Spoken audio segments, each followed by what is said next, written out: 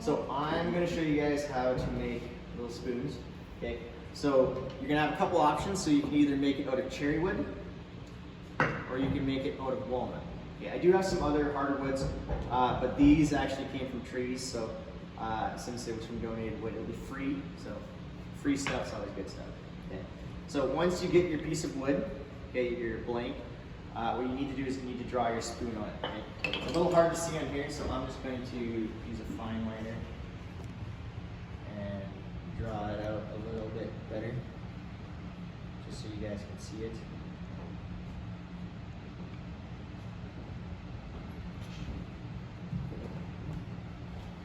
So remember, these little spoons you're going to be making are going to be for you guys to eat with. Okay, so for things like soup, chili, stuff like that in a bowl. So don't make it bigger in your mouth. Give it a nice profile, nice shape. So like this one I have fits nice in my hand, but the scoop part is a little bit too small. I would make it a little bit bigger. So I've made another one, which I'm going to try and make a little bit bigger. Okay. So for this, I would recommend that you try to make your drawings nicely curved on them. Okay. Some people, when they freehand draw, they have weird looking squiggly spoons. So unless you want your spoon to look like that, try to make it look nice. I do have some special jigs around, so if you want to make perfect circles, or if you want to make ovals, I have these. So if you want to make nice shapes, you can use these. So for example, I use this oval to make that on here, okay? So once you've got your nice spoon drawn out on whatever wood you choose, then you're gonna need a few different tools. Do you guys know what this is? Clamp? Clamp. Do you know what kind of clamp it is? Quick clamp? What kind? You clamp or quick clamp? Not a quick clamp. Whatever. Say it again. Yeah, what'd you say? F clamp, because it looks like the letter F, exactly. And then we have C clamps because it looks like the letter C, okay? Now, for this project, I recommend you guys use metal clamps, just because some of the quick clamps that you can use with one hand don't grab as hard. And when you're chiseling on this, your piece of wood could move around, so I recommend using some kind of metal clamp, okay? So then once you get that all drawn out, you're gonna want to clamp it to your table, make sure it's nice and secure so it's not gonna move anywhere. And then once you got that ready, then you're gonna need some other tools. What do we got here? Wooden mallet, okay? So if you need more wooden mallets, I have some here, and then we got a bunch along the wall in the back. So whenever we're using mallet with a combination of one of these, so what is this? Chisel. Not just any kind of chisel. It has a nice little U shape. So this is a gouge chisel, okay? So I got a bunch here, and they come in different shapes and sizes. So depending on how big your spoon is, you might want to use a different shape one, okay? But I'm going to use these to curve down either with my hands or with a combination of the mallet to carve out the scoop, okay? And when you're doing this, you're going to want to be careful not to try and tear out the wood, because then it leads to more sanding down the road, okay? So since we're using striking tools with the mallet, you need to make sure you got safety glasses on. So since we still need to get your guys' own personal glasses, we'll borrow some from over there. Okay. Or if you want to wear fancy face shields, we can give you face shields if you don't want to wear safety glasses. Okay. Now, once you've got to this, you're going to have kind of an outside oval or circle and a smaller one on the inside. What you're going to do then is you're going to take one of the gouge chisels, and we'll make sure they're sharp, so if I need to sharpen them, we'll sharpen them. So what we're going to do is on this inside oval, I'm going to hold my chisel on an angle, and I'm going to tap around the entire profile and kind of get the scoop started, okay?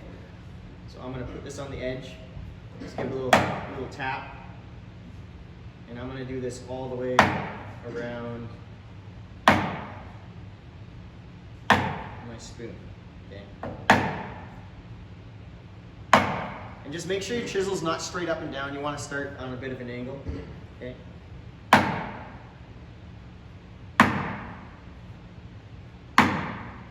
And if you need help with this, let me know. I'll come around and help you out. And whenever you're using chisels, or chisels in general, you want to make sure they're sharp. Tools do a much better job when they're sharp compared to when they're dull.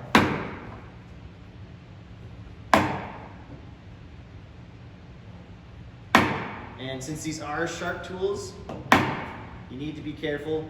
You should never, ever, ever cut toward yourself, okay?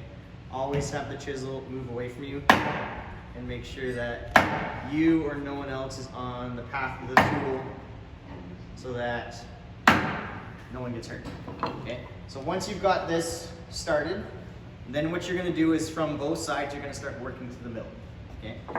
So we're going to take this and start working towards the middle. And make sure you do it from both sides, just so it doesn't tear on the good side of your spoon. So if there's any tearing, it happens in the middle. And if you have to, like I can chisel from both sides like this. If you find that's uncomfortable, unclamp it, spin it around. So if you find it comfortable to only go one way, then adjust your tools and your piece of wood to make it comfortable for you.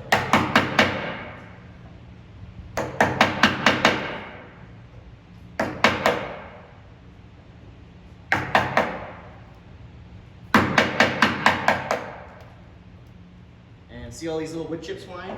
Not going that fast, but some do. So that's why you need to wear safety glasses, because you don't want those coming at your face. And that applies to everybody at your table. If there's more than one of you at a table and you're using striking tools, everybody needs to wear safety glasses so that nothing comes flying at your face. Now, depending on the wood and how sharp your chisels are, and depending on how strong you are, you might be able to use this without a mallet.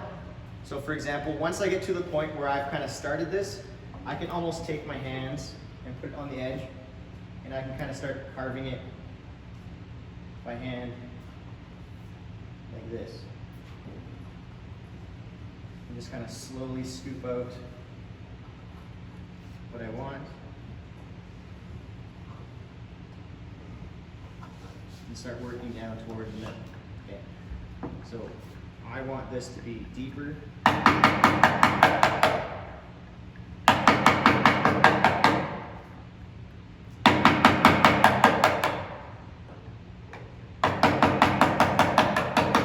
And as you're hitting, you want to kind of like move the chisel in a curved motion as you're doing this.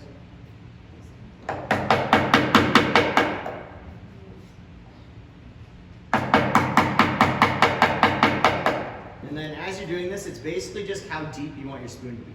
Okay. So depending on how much food you like to eat in one bite, that's kind of up to you. How many of you like big spoons? A few of you?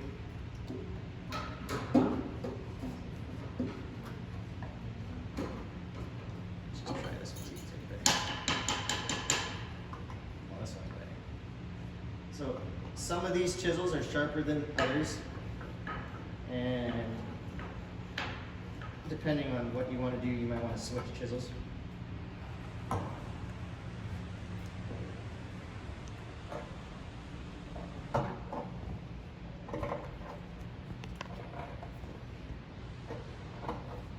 And if you find doing it like this difficult, then just use the mallet, it'll be a little bit easier.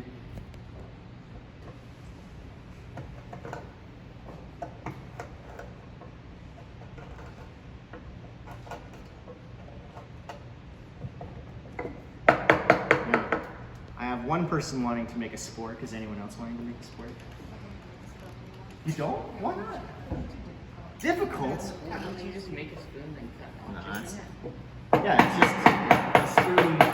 No, it's not that bad. You shouldn't. I would say if you want to make a sport, we should make a sport. But So totally up to you. You don't have to.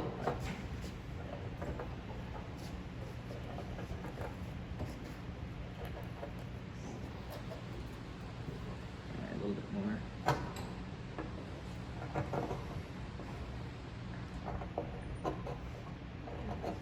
And making your own utensils and things like this can be pretty cool, especially when it's like cooking ones and you can take them home and actually use them for cooking and eating. I know talking to past students and people that have made things like this, they've made them and had them for years and years and years, and they take care of them and they can last a long time. Because it's like, how many of you guys have like wooden utensils like at home, like for cooking stuff? Have they been around for a long time? Yeah. Unless they've broken over something. But if you take care of your things, they can last quite a long time.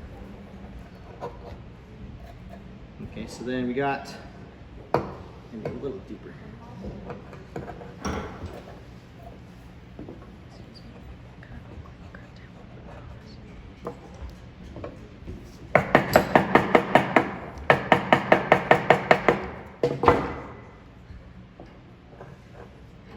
And then the one thing you want to just try to avoid is having it chip and tear out, because you're going to have to come back afterwards and sand it. Okay? And the more tearing there is, the more sanding you're going to have to do.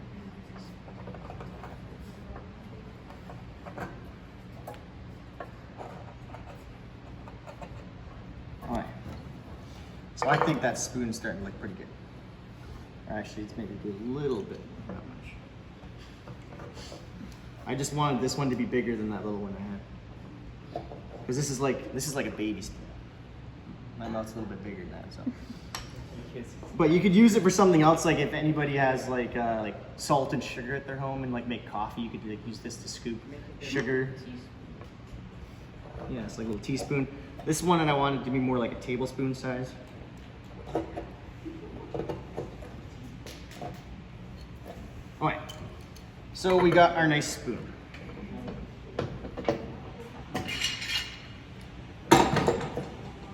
Once you get to this point, then you want to sand this out, get rid of any rough edges and make it nice and smooth. So to do that, we're going to get some really rough sandpaper. Okay. So something like this. So this is, I think 50 grit sandpaper. So either like 50, 60, or 80 grit sandpaper. What you're going to want to do is you're going to want to just basically go in here and you're just going to just work it back and forth like this with the sandpaper. And what you want to do is you want to make that as smooth as possible. Okay. And then once you've got this figured out, then after I've given you guys a demo on how to use the bandsaw, then we can cut this out using the bandsaw. Okay. And then you guys would use relief cuts, and then we could cut this out and then take it to the sanders and have a nice spoon from it. It's a pretty quick project. And then after that, once it's all nicely sanded and fits to your hand, to your liking, then from there we put a food safe finish on it, and then you can start eating it. It's pretty cool. So this won't take hopefully too long for you guys to build, but you guys excited to make a little spoon? Can you do it now? I see these. All right, so I think we're good.